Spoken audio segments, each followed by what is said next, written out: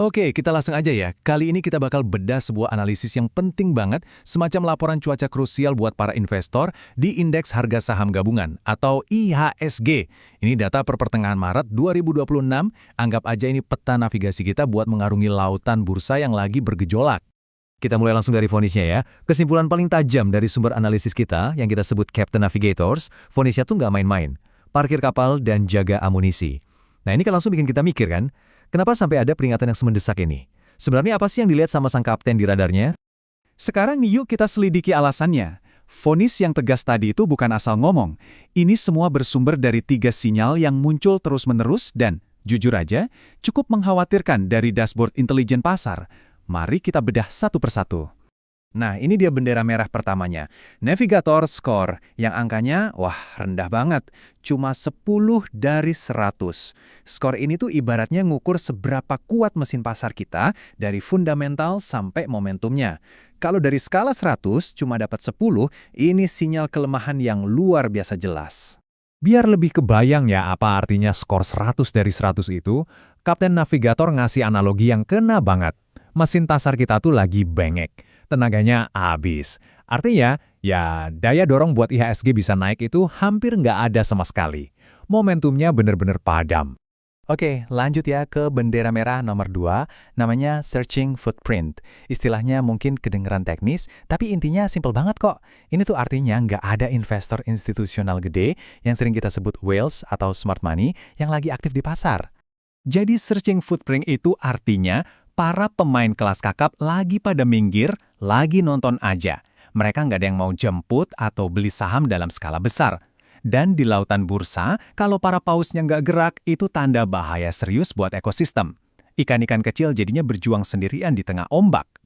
Dan bendera merah ketiga, ini yang paling dasar, yaitu struktur pasarnya sendiri. Seperti yang bisa kita lihat, situasinya saat ini adalah bearish. Artinya, tren gedenya itu lagi mengarah ke bawah. Jadi udah mesinnya lemah, pemain besarnya absen, arah anginnya pun lagi berlawanan. Lengkap kan? Yang bikin situasinya tambah serius adalah, ketiga bendera merah tadi itu bukan cuma masalah jangka pendek aja.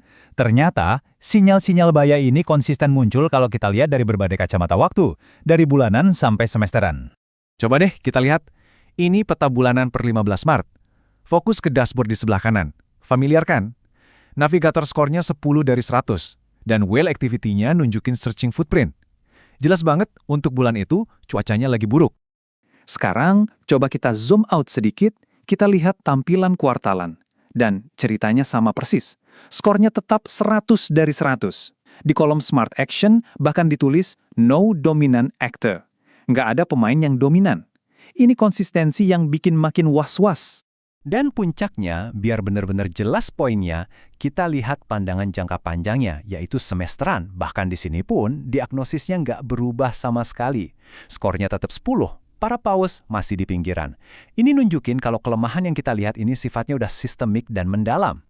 Nah, ini yang membawa kita ke sebuah paradoks yang menarik banget. Dashboardnya bilang valuasi IHSG itu lagi diskon alias murah. Logikanya, kalau harga lagi murah, harusnya banyak yang beli dong. Tapi kok ini sepi peminat? Ya jawabannya ada di 3 bendera merah tadi.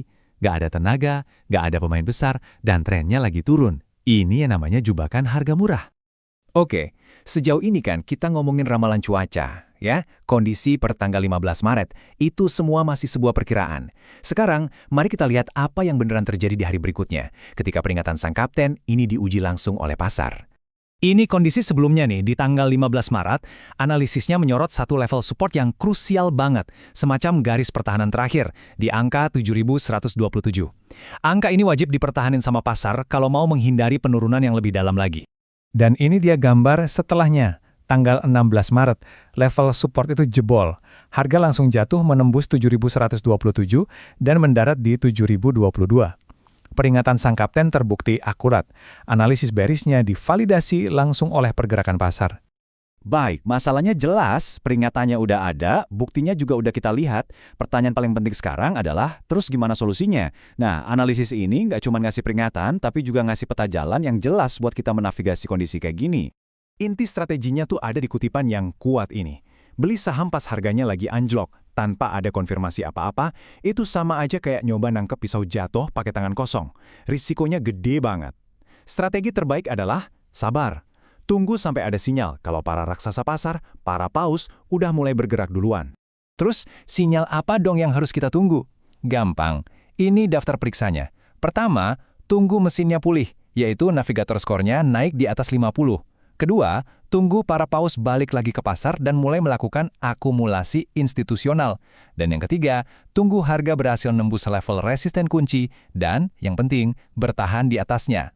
Jadi kesimpulan utamanya adalah kesabaran itu sendiri adalah sebuah strategi yang aktif.